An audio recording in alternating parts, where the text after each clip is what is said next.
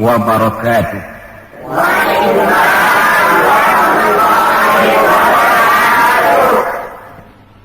Bismillahirrahmanirrahim. Alhamdulillahi rabbil alamin. Wassalatu wassalamu ala asyrafil anbiya'i wal mursalin Sayyidina Muhammadin wa ala alihi wa ashabihil mujahidin at-tahirin, amma ba'du. Bapak-bapak, ibu-ibu, saudara-saudara, ma'asyiral muslimin rahimakumullah. Pertama, marilah kita memanjatkan puji dan syukur kehadirat Allah Subhanahu wa ta'ala, yang atas izinnya saat ini kita dapat bertemu dan berkumpul bersama-sama dalam rangka memperingati maulid junjungan kita Nabi besar Muhammad sallallahu alaihi wasallam. Kita tahu bahwa sejarah sepanjang perjalanannya banyak mencatat orang-orang besar. Ada orang menjadi besar oleh karena pangkat, jabatan dan kekuasaannya. Apabila pangkat, jabatan dan kekuasaannya selesai, maka selesai kebesarannya sampai di situ. Ada orang menjadi besar oleh karena harta benda dan kekayaan yang dimilikinya. Bila satu saat ia jatuh bangkrut, tamatlah kebesarannya sampai di situ. Ada pula orang yang menjadi besar oleh karena ia dibesar-besarkan dan berusaha setengah mati untuk mencapai kebesaran tadi. Bila satu saat terjadi pergeseran nilai, masyarakat mencemoohkannya, maka kebesaran itu pun selesai sampai di situ. Adapun Rasul yang kita peringati maulidnya saat ini, beliau besar bukan lantaran pangkat, jabatan dan kekuasaan. Beliau besar tidak karena harta benda dan kekayaan. Pun beliau menjadi besar tidak karena dibesar-besarkan oleh umatnya. Beliau besar karena dibesarkan oleh Allah Subhanahu wa ta'ala. Satu kali orang sudah dibesarkan oleh Allah, bagaimanapun usaha orang lain untuk mengecilkannya, orang itu akan tetap menjadi besar.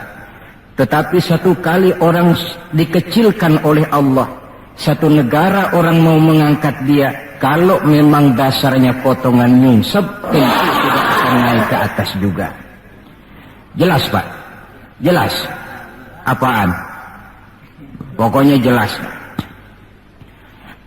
Tidak ada seorang penulis pun, baik ia dalam Islam maupun dari luar Islam, jikalau mau bicara dengan jujur yang tidak mengagumi kebesaran pribadi dan martabat Rasulullah sallallahu alaihi wasallam. Dalam satu kalimat yang indah, Imam Busairi di dalam qasidah burdahnya menjelaskan kepribadian beliau dengan untayan kata, kal badri fi syarafin wazahri fi tarafin wal bahri fi karamin wadahri fi himamin. Rasulullah itu, kata beliau, tinggi martabat bagai rembulan, tabah dan ulet laksana masa, dermawan bak samudra luas biru membentang, tabah dan ulet laksana masa. Itu sebabnya beliau oleh Allah dijadikan figur, dijadikan model dan pola sebagai contoh bagi kehidupan umat Islam. Sehingga di dalam Al-Quran Allah menyatakan, laqad kana lakum fi rasulillahi uswatun hasanah. Sungguh telah ada bagi kamu pada diri Rasulullah itu contoh teladan yang sangat baik. Timbul pertanyaan, mengapa Rasul menjadi contoh buat kita? Pertama, beliau menjadi contoh buat kita karena beliau manusia, hidup dan berjuang secara manusiawi. Kalau manusia disuruh mencontoh manusia, tentu wajar. Yang tidak wajar kalau manusia disuruh mencontoh jin atau malaikat. Maka dalam ayat Quran Allah menyatakan, laqad ja'akum rasulun min anfusikum. Sungguh telah datang kepadamu seorang rasul, yang rasul itu berasal dari jenis kamu manusia. Saudara-saudara, kalau rasul yang diutus Allah itu jin atau malaikat, kemudian berhasil di dalam tugasnya, barangkali kita tidak perlu kagum. Datang rasul ke dunia ini, rasulnya jin. Saya yakin satu dunia mungkin orang beriman semua, tetapi bukan karena ikhlas dan yakin, mungkin karena ngeri sama rasulnya. Bayangkan kalau rasul jin dia turun ke alam ini dengan segala macam tingkah polanya, mungkin orang sedunia akan menjadi beriman. Yang kedua, rasul menjadi contoh di dalam kehidupan kita karena pribadi beliau lengkap. Artinya, jikalau kita kebetulan seorang pemimpin, beliau juga pemimpin. Jikalau kita seorang jenderal, beliau memimpin tentara di medan perang. Jikalau kita seorang kepala rumah tangga, beliau punya anak dan istri. Jikalau kita seorang guru, beliau mengajar jamaah di masjid. Jikalau kita seorang pedagang, beliau pun pedagang yang jujur. Jikalau kita seorang mubalik, beliau juga berdakwah menyampaikan Islam kepada manusia. Di dalam keseluruhannya itu tercemin uswatun hasanah, contoh teladan yang sangat baik. Maka kehabisan alasan seorang muslim yang tidak mencontoh pribadi beliau. Oleh sebab itu ironi dan sangat kita sayangkan jikalau seorang muslim tahu betul sejarah kehidupan Benito Mussolini, dia hafal sejarahnya Adolf Hitler, dia tahu sejarahnya Napoleon Bonaparte, dia hafal benar ajarannya Karl Marx, tapi dia buta terhadap hidup dan kehidupan Rasulullah sallallahu alaihi wasallam. Saudara hadirin yang berbahagia, yang akan kita bicarakan pada kesempatan ini, bagaimana cinta Rasul kepada umatnya dan bagaimana sewajarnya cinta kita umatnya kepada beliau. Bahwa Rasul yang kita peringati maulidnya saat ini cinta betul kepada kita umatnya, dapat saya kemukakan beberapa data. Dari sini nanti kita introspeksi.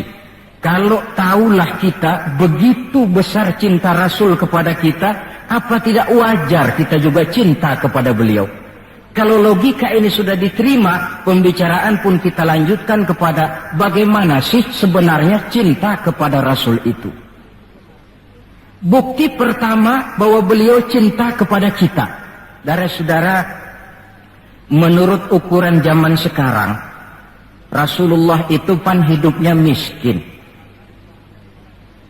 Malahan ada satu doa yang sering beliau baca. Ini kalau doa ini saya kasih saudara-saudara, kira-kira mau diamalin kan? Kalau saya terus terang belum mau. Doanya begini, dan ini sering Rasul baca. Allahumma ahyini miskinan, wa tawaffani miskinan, wa hasyirni yaumal qiyamah fi zumratil masakin. Ya Allah, hidupkan saya dalam keadaan miskin. Matikan saya dalam keadaan miskin, dan kumpulkan saya di akhirat nanti bersama golongan orang-orang miskin. Yang tadi sudah kadang bilang mau diamalin ini ya. Saya sudah bilang tadi saya belum tapi mau. Kita baca dalam sejarah beliau itu rumahnya kecil. Tidurnya di atas pelepah daun korma, kadang-kadang sampai berbekas di pipinya. Sarapan paginya seteguk air zam-zam, sepotong roti, kadang 3 butir korma. Di tengah kemiskinannya Allah pernah menantang beliau dengan kata, wala sawfa yu'tika rabbuka fatarda. Ada enggak itu di Quran? Ada. Surah apa? Pokoknya Quran dah ya. Wala sawfa yu'tika rabbuka fatarda. Allah akan memberikan kepadamu wahai Muhammad apa saja yang menyenangkan hatimu. Apa yang kamu mau, ngomong saja, Allah berikan. Jikalau engkau Muhammad kepengen kekuasaan yang luas, kami angkat kau menjadi raja di raja, menjadi king of king, istilah kerennya. Jikalau kamu kepengen kaya Muhammad, itu Jabal Uhud sanggup menjadi bukit emas. Sehingga itu di dalam Barzanji diceritakan, warawadathul jibalu bi an takuna lahu zahaban fa'aba. Jabal Uhud menawarkan diri menjadi bukit emas, tetapi Nabi menolak. Jikalau engkau wahai Muhammad kepingin wanita cantik, bilang saja anak siapa. Ditawarkan semacam ini, beliau menjawab, idzan ya Rabb, la arda wa wahidun min ummati finnar. Kalau memang demikian ya Allah, apapun saja yang diberikan kepada saya, berikanlah saya kekuasaan yang luas, berikan saya emas sebesar Jabal Uhud, berikan saya kekayaan yang tak ternilai sekalipun, seluruhnya tidak akan sanggup menyenangkan hati saya selama saya dengar masih ada satu saja umat saya yang masuk ke dalam neraka. Ternyata di tengah kemiskinannya, tawaran harta tidak menggiurkan beliau. Tawaran kekuasaan tidak menggiurkan beliau. Yang difikirkan siang malam adalah keselamatan kita umatnya ini.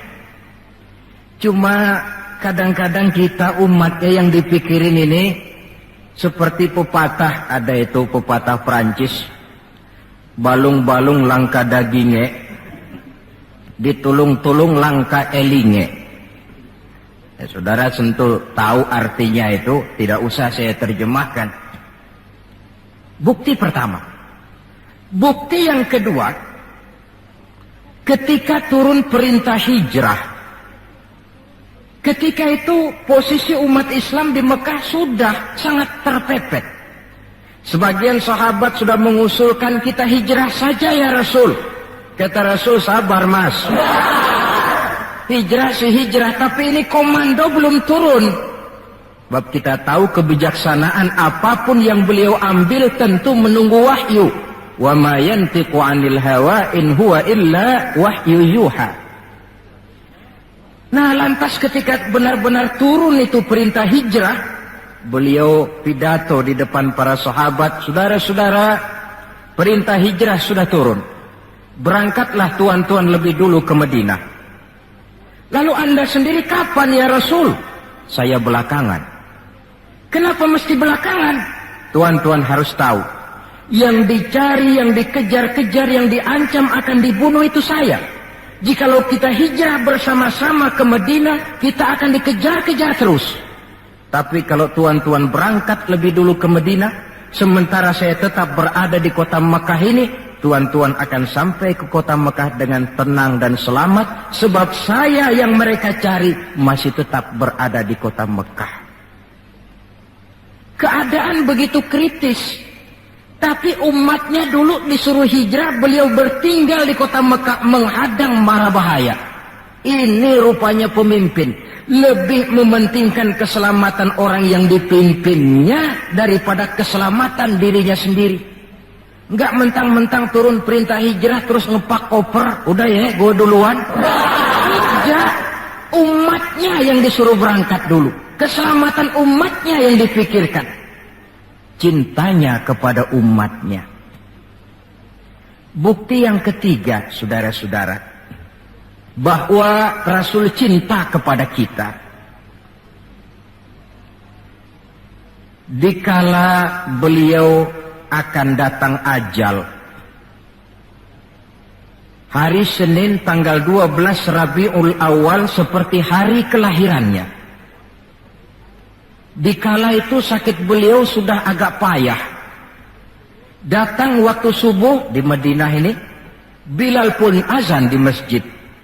Selesai azan, sebagian sahabat melakukan sholat sunnah qobliyah, lalu menunggu kedatangan baginda Rasul Sallallahu Alaihi Wasallam untuk mengimami sholat subuh. Lantaran ditunggu lama tidak datang, akhirnya Bilal diutus menjemput baginda Rasul. Ketika sampai di rumah, beliau berkata, Bilal, sakitku sudah agak payah ini. Rasa-rasanya tak kuat lagi aku jadi imam. Kau kembalilah ke masjid, sampaikan ini kepada semua sahabat dan minta kesediaan Abu Bakar menjadi imam. Bilal dengan muka sedih dan air mata berurai membasahi pipi, berangkatlah ke masjid. Saudara-saudara, baginda Rasul sudah tidak kuat lagi mengimami sholat. Beliau perintah Abu Bakar untuk menjadi imam. Kata Abu Bakar, saya tidak mau jadi imam kalau baginda Rasul masih hidup. Ini termasuk akhlak, etika para sahabat. Akhirnya satu masjid nangis semua. Sholat subuh belum nangis. Sampai tangisan itu kedengaran ke rumah Nabi. Beliau berkata kepada putrinya Fatimah, coba kau lihat kenapa orang di masjid nangis. Setelah Fatimah kembali lapor, Abah, mereka sedih karena sadar bahwa saat berpisah sudah hampir datang. Kalau begitu, suruhlah Bilal kemari. Datang Bilal, dipapah Rasul berangkat juga ke masjid mengimami sholat. Sholatnya ringkas karena beliau sakit. Dan memang beliau juga mengajarkan, idza amma ahadukumun nas falyukhaffif.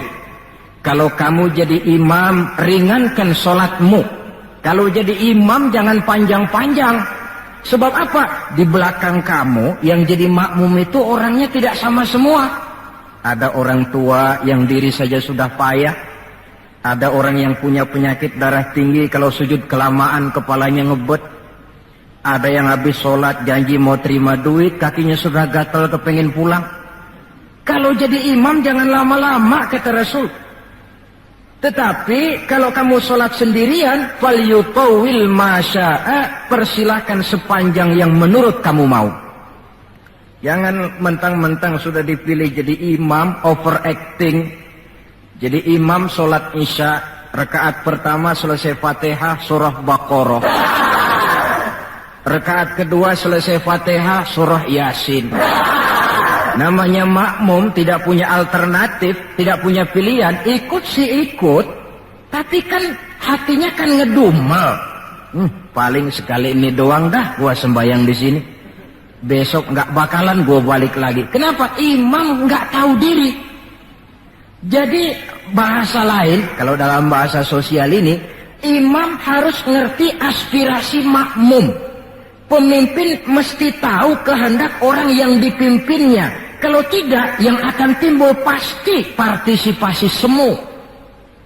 Yang saya khawatir, kalau makmum dipaksa mengikuti maunya imam, yang akan makin subur ialah timbulnya mental-mental munafik. Manis jika berhadapan, balik belakang lain bicara. Pandai bermain minyak di atas air, tapi pada gilirannya menggunting dalam lipatan, menjegal kawan seiring. Sopannya kayak belangkon, depan rata, belakang ngepelin. Tentu kan tidak enak timbul partisipasi yang semacam ini. Selesai sholat, baginda Rasul bangun, lalu pidato singkat di depan para sahabat. Saudara-saudara, rasa-rasanya saat berpisah sudah akan datang. Lama kita bergaul, tentu sedikit banyak terjadi kesalahan yang saya lakukan. Maka barang siapa yang pernah saya pukul tanpa saya sengaja, balaslah sekarang. Barang siapa yang hartanya pernah saya ambil tanpa alasan yang hak, silahkan dia tuntut dari saya. Mana ada pemimpin menjelang wafat ini minta dipukul oleh umatnya. Hening suasana, sahabat terfekur semua, berurai air mata. Di dalam keheningan yang demikian rupa, tiba-tiba seorang sahabat bangkit. Saya ya Rasul. Ada apa?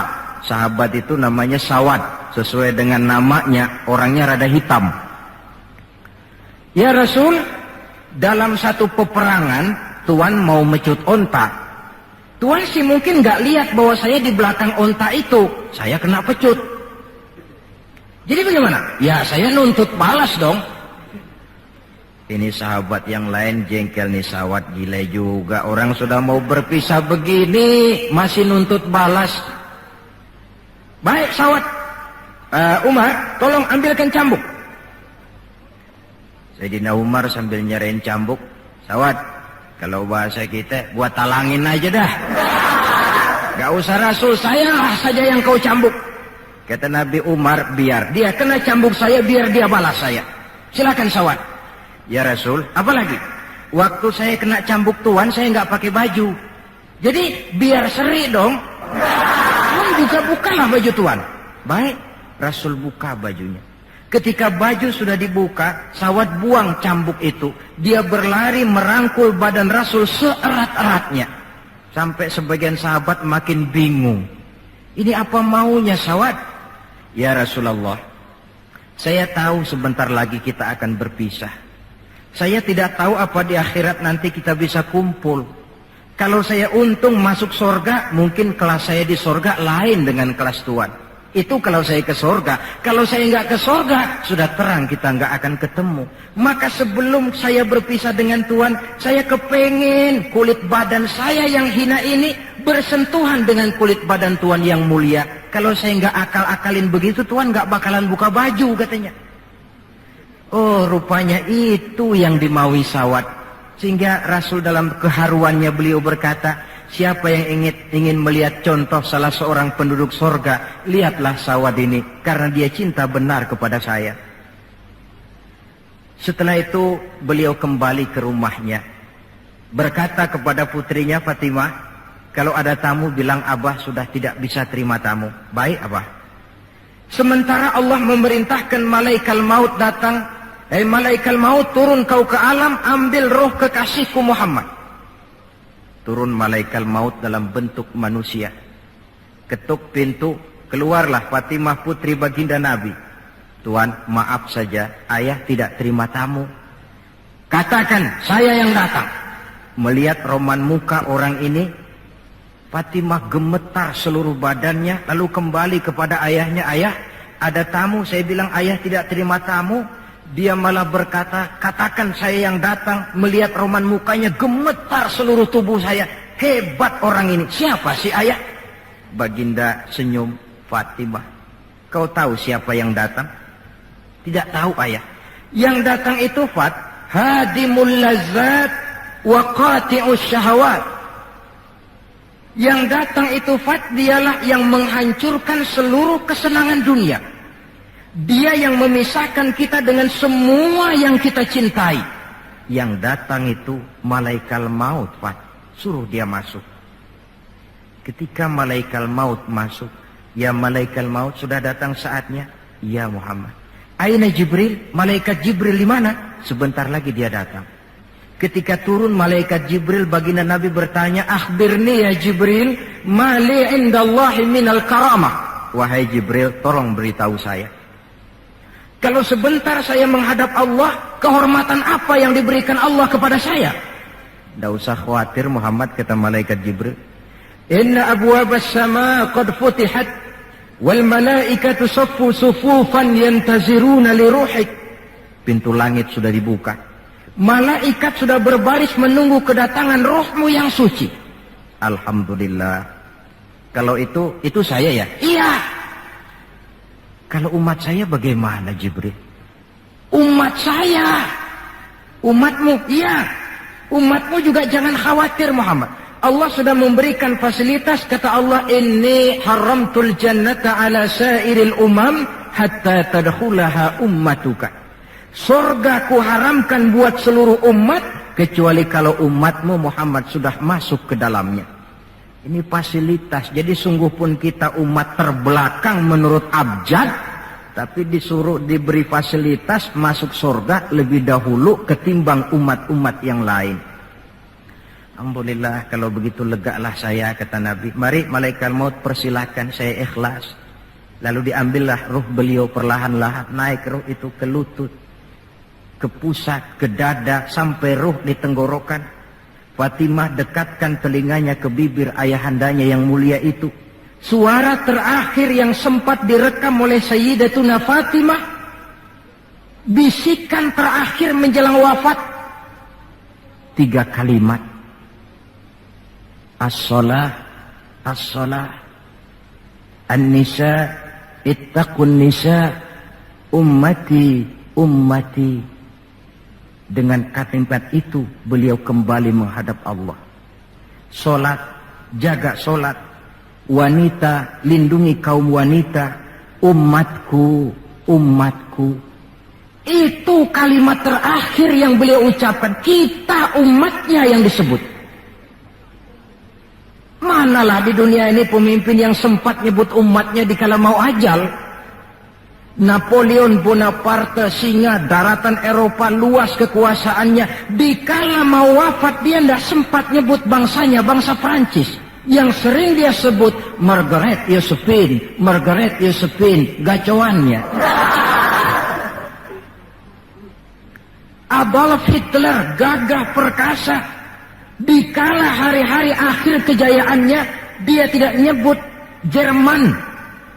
Dia tidak nyebut suku bangsa Arya yang dia agul-agulkan. Yang banyak dia sebut Eva Braun, Eva Braun.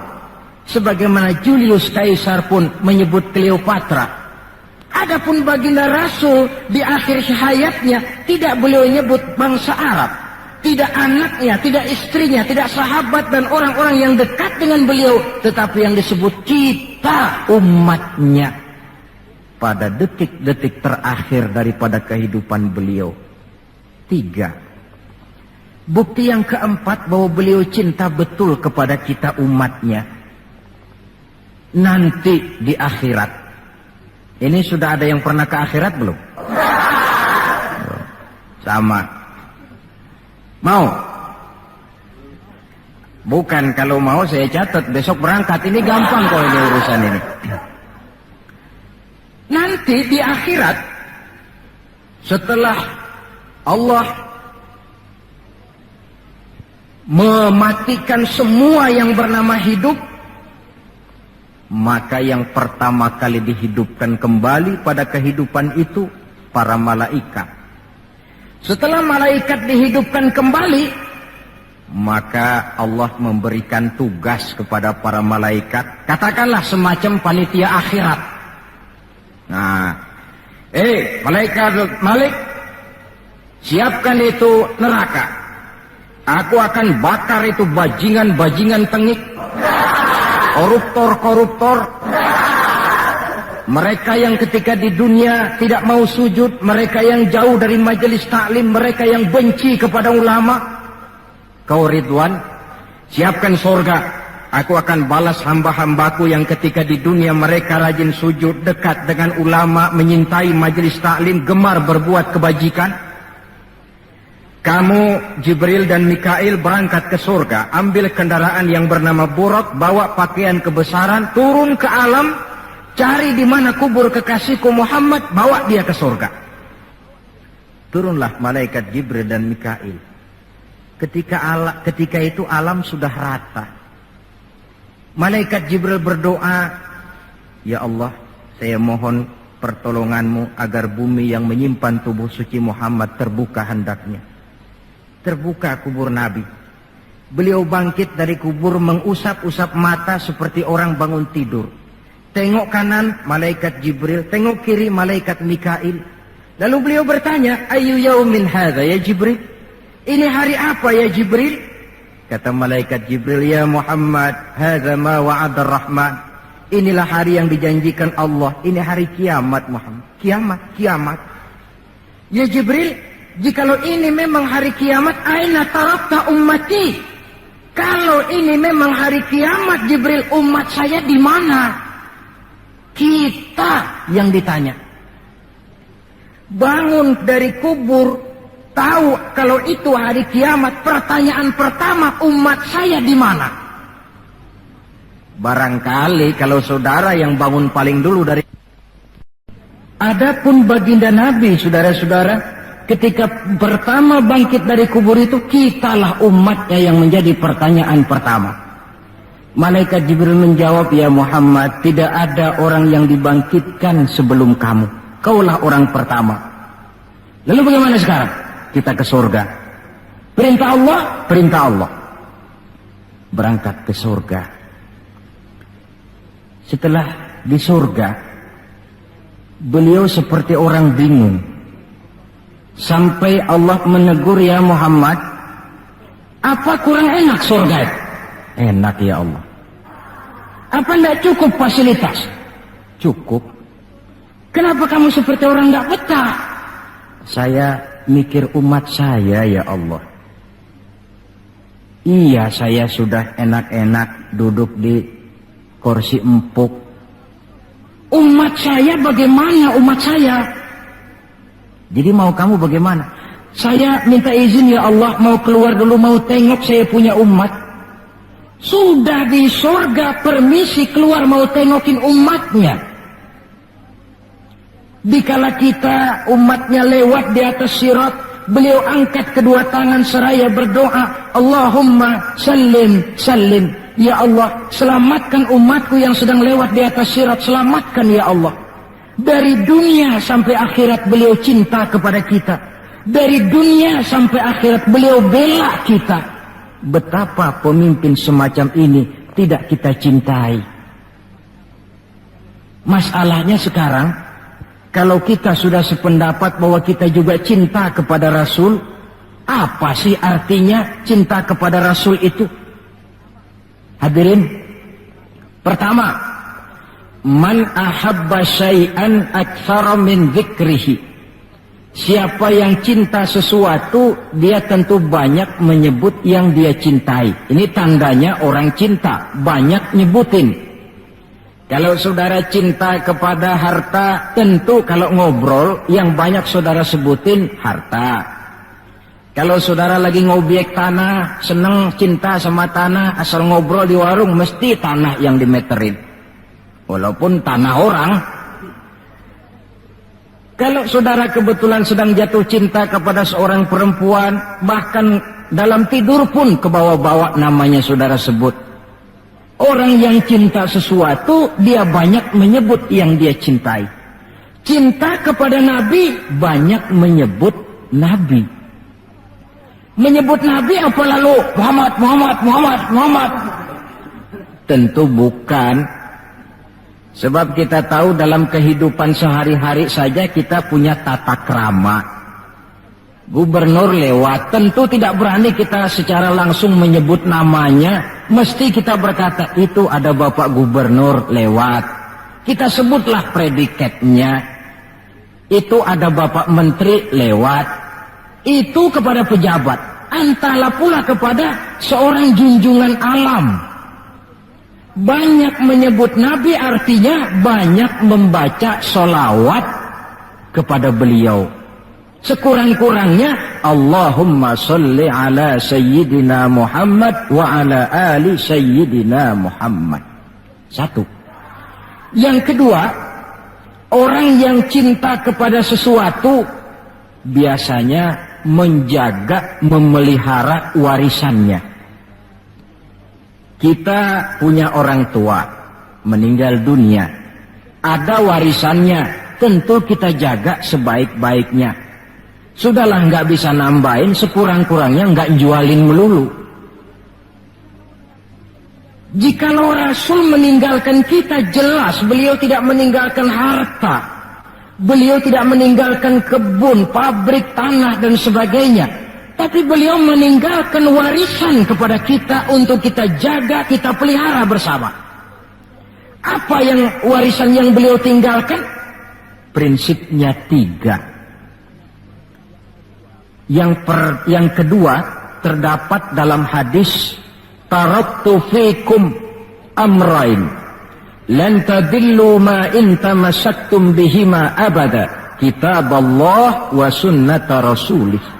Aku tinggalkan kepadamu 2 perkara yang jikalau kamu mau berpegang teguh kepada keduanya, kau tidak akan sesat untuk selamanya.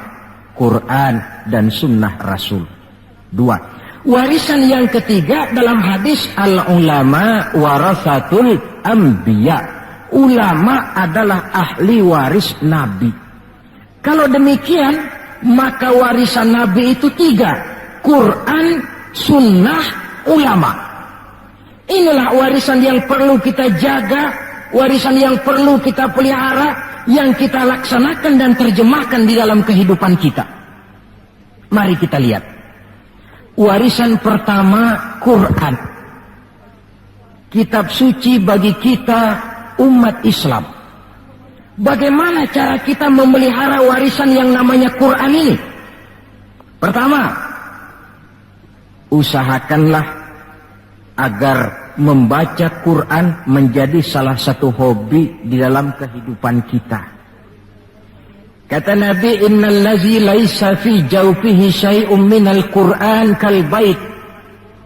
Orang yang dari tenggorokannya tidak pernah keluar ayat Quran barang sepotong pun, belum pernah ngaji barang seayat pun, itu orang, kata Nabi, kayak rumah kosong.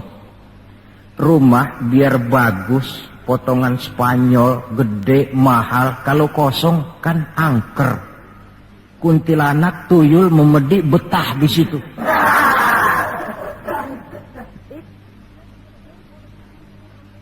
Dan oleh karena Quran ini produk Allah, dibaca dalam segala keadaan pantas. Di gubuk reot di pinggir kali ada orang baca Quran, pantas. Di rumah mewah ada yang baca Quran, cocok. Kemudian orang sedih baca Quran, terhibur. Orang gembira baca Quran, tidak menjadi lupa diri. Di istana ada yang baca Quran, pantas. Di depan kubur ada yang baca Quran, pantas. Orang kawin dibacakan Quran, bagus. Orang mati dibacakan Quran juga cocok. Lantaran dia produk Allah. Setelah membacanya, lalu meningkatkan kepada tahapan yang kedua, mencoba memahami isinya. Lewat segala kesempatan yang memang mungkin, entahlah dengan jalan mengaji, tukar pikiran, diskusi, banyak membaca, tetapi tentu dengan catatan bahwa kita memahami Al-Quran ini tidak bisa mengandalkan kemampuan intelektual semata-mata. Seperti yang banyak gejalanya terjadi di zaman sekarang ini. Di mana orang mencoba menggali hakikat Quran dengan mengandalkan kemampuan intelektualnya. Kadang-kadang bahasa Arab saja nggak ngerti. Dia gali Quran cuma sekedar lewat terjemahannya. Yang saya khawatir akan timbul kecenderungan di mana orang mikir dulu baru nyari ayat. Akhirnya ayat Quran dicocok-cocokin sama pikirannya. Bukan ada ayat dipikirin, tapi malah mikir dulu baru mencari ayat. Saudara hadirin, munculnya pesantren-pesantren kilat dalam upaya memahami Islam. Secara pribadi saya bersyukur, merasa gembira, tetapi yang saya sayangkan jikalau dengan pesantren kilat itu lalu merasa bahwa diri sudah cukup. Setelah nyantren 1 minggu pesantren kilat, keluar pesantren sudah kayak pendekar, ulama anu salah, kiai anu nggak bener, ustadz anu salah, semua ulama-ulama salah. Baru nyantren seminggu sudah semuanya salah. Lebih celaka lagi kalau nanti upaya memahami Islamnya, ini dalam bahasa sosialnya disebut frame of reference, seperti orang buta kenal gajah. Yang mati-matian mempertahankan teori bahwa gajah itu tipis dan lebar seperti kipas, cuma karena kebetulan yang dia pegang baru sekedar telinga gajah. Maka upaya memahami Al-Quran tidak bisa dilepaskan kaitannya dengan bantuan orang yang ahli di bidang itu. Barangkali sudah banyak terjemahan Quran di dalam bahasa Belanda, bahasa Inggris, apalagi bahasa Indonesia. Yang agak sulit sekarang mencari terjemahan Quran di dalam kehidupan kita. Saya sering ambil contoh ringan. Umpamanya, nih sensus versi saya. Konon kabarnya, menurut kata yang empunya cerita, penduduk Indonesia ini 90% beragama Islam. Betul kan? Nah. Kalau saya numpang tanya, dari jumlah 90% ini, berapa persen yang bisa baca Quran? Kira-kira ada nggak separuhnya? Rasanya nggak ada. 30%. 20% ada ya? 20% adalah, kurang-kurang dikit sama kawan jadilah 20%. Dari jumlah 20% yang bisa baca Quran, numpang tanya lagi, berapa persen yang bisa baca dan tahu artinya? Ada 5%? Saya kira adalah 5% berikut santri-santri yang di pondok pesantren itu. Dari jumlah 5% yang bisa baca Quran dan tahu artinya, berapa persen yang bisa baca, tahu artinya, lalu mengamalkan ajaran Quran? Ini yang masih bisa dihitung dengan jari. Sehingga tidak heran bahwa umat ini mayoritas, tapi lebih sering jadi penonton daripada jadi pemain. Lebih sering jadi objek daripada menjadi subjek. Dalam bahasa Arabnya lebih sering menjadi maf'ul daripada menjadi fa'il. Sebab kuantitas yang tidak diiringi oleh kualitas, ini yang bahasa Nabi, ghusa'un ka ghusa'is sail, seperti busa di lautan. Banyak tapi centang perenang, banyak tapi tidak punya daya dan kekuatan, dihempaskan ke tepian pantai tanpa punya makna dan arti. Kadang kita baca Quran, tapi sementara di pihak lain kita juga yang menginjak-injak isinya. Kita baca ayat, wa ahallallahul bai'a wa harramar riba. Allah halalkan jual beli, Allah haramkan riba, tapi renten ditelan terus. Kita baca ayat, wa tasimu bihablillahi jami'an wa la tafarraqu. Berpegang teguhlah kepada tali Allah, jangan kamu bercerai-berai, tetapi sesama muslim main pelotot-pelototan jalan terus. Yang kita baca kadang-kadang kita juga yang menginjak-injaknya. Ini warisan pertama, Al-Quran. Warisan yang kedua, sunnah Rasulullah Sallallahu Alaihi Wasallam. Yang diantara fungsinya menjelaskan apa yang oleh Al-Quran tidak dijelaskan dalam bentuk detail. Quran misalnya cuma mengatakan aqimis sholat, dirikan sholat. Bagaimana cara sholat? Tidak ada dalam Quran. Bahwa sholat mesti takbiratul ihram, mesti tahiyat, mesti ruku duduk di antara dua sujud, tidak ada dalam Quran. Yang menjelaskan itu semua sunnah. Quran cuma menjelaskan wa atimul hajja wal umrata lillah, laksanakan haji dan umrah karena Allah. Bagaimana manasik haji, bagaimana jumrah, bagaimana tawaf, bagaimana sa'i, tidak ada dalam Quran. Sunnah menjelaskan semua itu. Nah, untuk memahami Quran dan sunnah, jalan apa yang kita tempuh? Jalan melalui warisan yang ketiga, yaitu para ulama. Diakui atau tidak, kita hutang jasa kepada para ulama. Yang dengan tekun, dari musola ke musola, dari pesantren ke pesantren, dari pengajian ke pengajian, membimbing, menjaga dan memelihara umat ini. Mereka tidak digaji, mereka pun tidak mendapat beras, hidup pun kadang-kadang miskin. Tapi lantaran panggilan moral menjaga, memelihara, membentengi akidah umat ini. Bersyukur kita bangsa Indonesia punya ulama dan punya umara.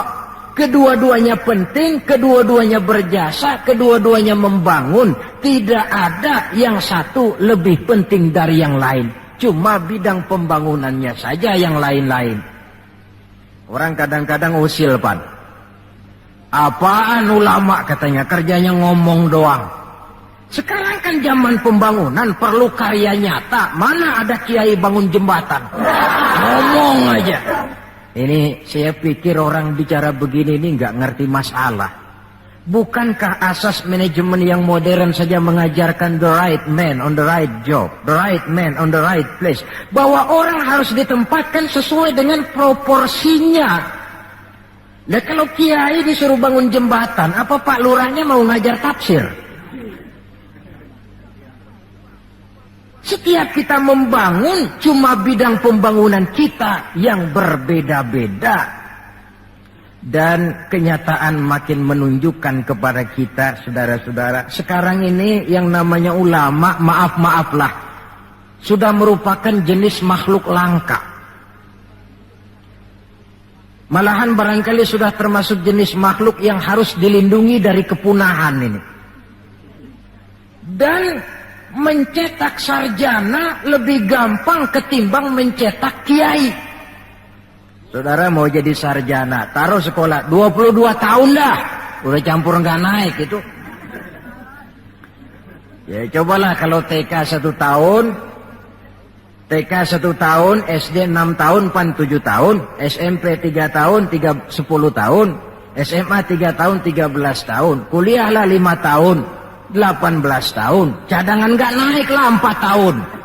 Masa dicadangin nggak 4 tahun nggak selesai, sarjana tinggal pilih. Tapi saudara ngaji dari kecil sampai 20-30 tahun belum tentu loh jadi kiai. Dan nggak bisa minta. Mas, gua kan ngaji melulu, panggil gua kiai, kenapa sih? Loh, kiai minta begini kan nggak bisa. Kalau ilmunya diakui, akhlaknya jadi contoh, perjuangannya diteladani, umat bersimpati, lalu masyarakat beramai-ramai secara praktis menyebutnya kiai. SK-nya itu di tangan umat. Oleh karena SK-nya di tangan umat, dia tidak kenal pensiun dan jam kerjanya pun 24 jam. Kapan umat perlukan, dia mesti berangkat. Yang saya khawatir, kelangkaan ulama ini menyebabkan terjadinya pergeseran nilai, dan ini pernah dianalisa oleh baginda Rasul sallallahu alaihi wasallam. Apa kata beliau? Inna min asyratis sa'ah, sesungguhnya di antara tanda-tanda kiamat. Nggak usah mikirin kiamat beneran dah, saya juga nggak pengen ngalamin. Kiamat mini, kiamat kecil-kecilan. Apa itu? Hancurnya sendi-sendi kehidupan sosial, maksiat merajalela, munkarat menjadi-jadi, yang benar jadi salah, yang salah dianggap benar, yang hak menjadi munkar, yang munkar dibilang hak.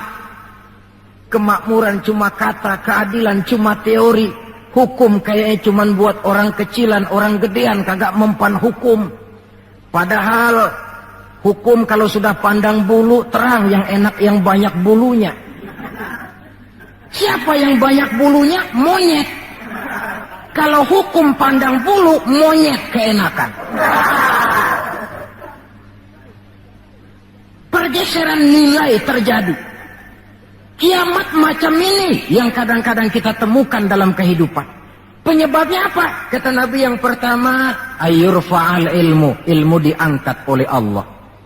Bagaimana cara Allah mengangkat ilmu dan apa maksudnya? Allah mengangkat ilmu pertama dengan jalan mematikan ulama. Makin banyak ulama wafat, makin banyak ilmu ditarik.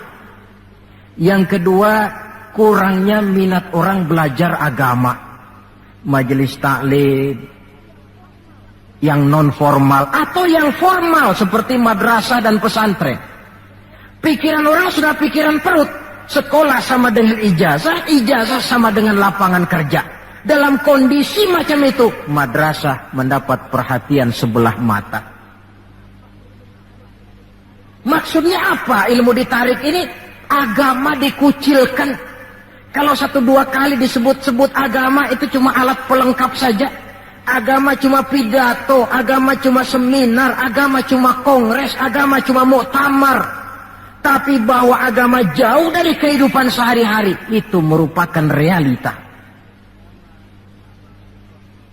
Agama sudah tak ubahnya dengan daun pisang yang dikait di tepian jalan lantaran diri tak berpayung di ketika hari hujan. Dan manakala hujan usailah sudah, daun itu pun dicampakkan di tepi jalan, diinjak pula orang nan lalu. Dikala dilihat agama membawa untung, rame-rame teriak agama. Coba lihat tahun 65 begitu PKI meletus, wah rame-rame, banyak mobil-mobil mewah parkir di masjid. Begitu keadaan aman, cuman sepeda butut yang ketinggalan di depan masjid. Ini yang Allah jelaskan watak begini ini. Kullama adha'a lahum masyaw fihi wa idza azlama alaihim qamu. Mentalitas munafik. Waktu terang mereka berangkat, waktu gelap mereka mandek. Ketika di Islam dilihat ada untungnya, rame-rame teriak Islam. Asal ada untungnya, Pak, saya Islam Pak, KTP saya aja Islam. Waktu ada untungnya. Tapi ketika diminta berjuang, dituntut berkorban, yang lain dulu dah, yang lain dulu.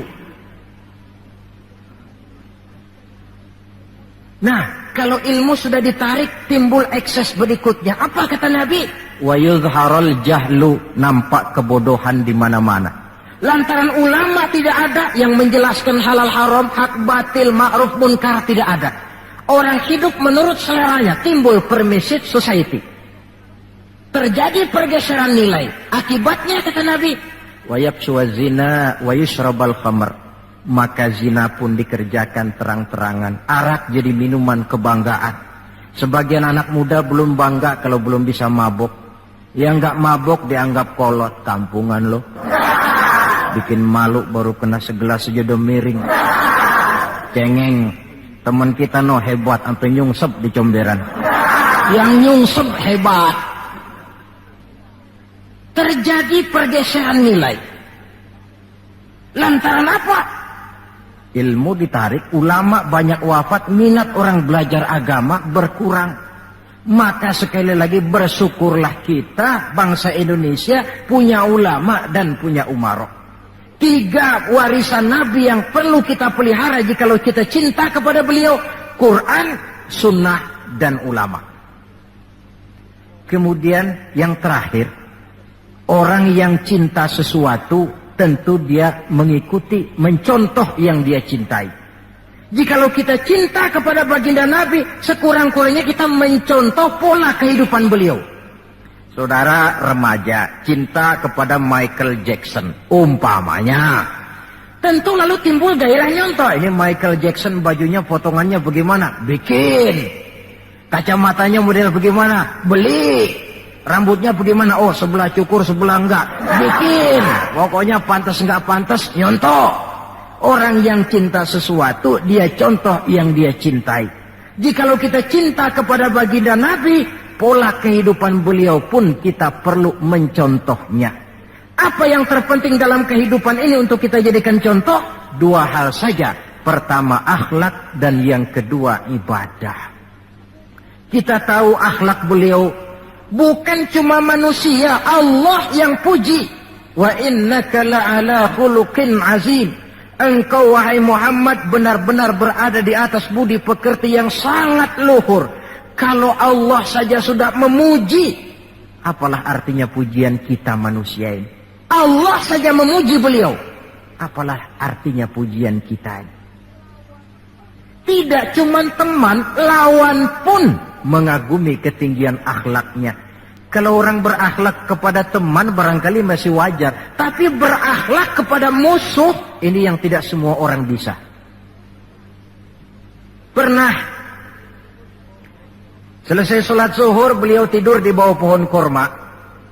Datang orang kafir namanya Da'sur menghunus pedang. Muhammad, kemarin banyak temanmu, boleh jadi kau bertingkah. Sekarang kau sendiri, kalau saya tebas batang lehermu, siapa yang akan tolong kamu? Dengan tenang beliau menjawab, Allah yang akan menolong saya. Kalimat Allah kalau diucapkan oleh orang yang jiwanya bersih, pengaruhnya lain. Da'sur gemetar seluruh badannya mendengar kalimat Allah. Keringat dingin bercucuran sampai tangan licin, pedang terlepas. Jatuh pedang itu, diambil oleh Nabi. Kalau sekarang aku yang tebas batang lehermu Da'sur, siapa yang akan tolong kamu? Dalam gemetar dia bilang, enggak ada ya Rasul, kecuali kalau Anda mau memaafkan saya, maafin ya. Nabi menyerahkan pedang, bawa pulanglah kembali ke rumahmu. Jangan ulangi lagi perbuatan macam ini. Begitu mudah beliau memaafkan orang yang nyata-nyata mau menghabiskan nyawanya. Kita kadang persoalan yang sedikit saja marah, suka berlaku perpanjangan waktu. Enggak cukup perpanjangan waktu, bisa ditambah perpanjangan generasi. Gara-gara jengkel sama bapaknya, anaknya kagak boleh main. Lu jangan main ke rumah temen lu, si Pulan kenapa? Gua lagi kesel sama bapaknya. Kesel sama bapaknya, anak gak boleh main. Ini kan sudah ditambah oleh perpanjangan generasi namanya. Banyak contoh yang diceritakan dalam sejarah mengenai ketinggian akhlak beliau, tidak cuma kepada teman, tetapi kepada musuh-musuhnya sekalipun, beliau mempunyai akhlak yang sangat luhur. Dan akhlak inilah penilaian orang di dalam kehidupan kita. Seorang rendah yang akhlaknya tinggi jauh lebih baik daripada seorang besar dan tinggi, dalam arti entah jabatan, harta, kekuasaannya, tetapi berakhlak dan bermoral rendah. Dan jangan lupa, kehancuran suatu bangsa selalu dimulai dengan kehancuran moral daripada bangsa itu sendiri. Kita cukup prihatin yang hidup di abad 20 ini, insya Allah lah kita nggak akan mengalami banjir sebesar banjirnya Nabi Nuh. Tapi banjir abad ini polanya lain. Banjir maksiat dan munkarat, banjirnya peradaban dan kebudayaan yang menghancurkan moral anak-anak kita, banjirnya paham-paham yang menghancurkan, sekurang-kurangnya mendangkalkan kita punya akidah. Terhadap banjir-banjir semacam ini kita perlu punya kapal supaya selamat diri, selamat keluarga, selamat generasi yang akan datang dari segala macam banjir yang tidak kita inginkan. Nah, untuk mencontoh akhlak beliau inilah kita perlu membaca, mempelajari peri kehidupan beliau. Akhlaknya ketika menjadi pedagang, akhlaknya ketika memimpin tentara, akhlaknya dalam kehidupan di rumah tangga, akhlaknya kepada para sahabat, akhlaknya menghadapi musuh sekalipun. Bukankah sejarah juga yang menceritakan kepada kita, pada waktu dakwah ke Taif beliau bukan disambut malah disambit. Ketika itu turun malaikat Jibril, ya Muhammad, kalau kau mau orang yang melontari kau dengan batu hancur, sekarang ini juga aku timpa mereka dengan Jabal Uhud biar mampus semua. Kata Nabi, jangan ya Jibril, saya ini diutus bukan untuk menghancurkan orang, saya ini rahmatan lil alamin. Jadi mau kamu apa? Saya cuma mau berdoa buat mereka. Allahumma hdi qaumi fa innahum la ya'lamun. Ya Allah, berikan hidayah, petunjuk kepada kaumku yang tadi melontari aku dengan batu lantaran mereka tidak tahu. Karena tidak tahu maka mereka lontari aku dengan batu. Andai mereka tahu, itu tidak akan mereka lakukan. Sudahlah dilontari batu, yang melontari batu malah didoakan dan doanya pun bagus. Akhlak di dalam kehidupan. Hal kedua yang mau kita contoh adalah ibadah. Hadirin, kalau ada satu-satunya manusia yang sudah mendapat jaminan ampun dari segala dosa, itu cuma baginda Nabi orangnya. Liyaghfira lakallahu ma taqaddama min dzambika wa ma ta'akhkhar. Ya Muhammad, dosamu yang dulu, yang sekarang, yang akan datang, jikalau memang ada, semuanya sudah dijamin ampun oleh Allah. Tapi makin diampuni, makin banyak ibadahnya. Lantaran sandaran vertikalnya benar, beliau dekat dengan Allah. Lantaran Allah dekat, pertolongan selalu datang. Bukankah manusia cuma pandai berusaha dan berusaha, namun kepastian sepenuhnya di tangan Allah. Kesanalah kita perlu berhubungan secara baik supaya maksud dan tujuan kita terlaksana.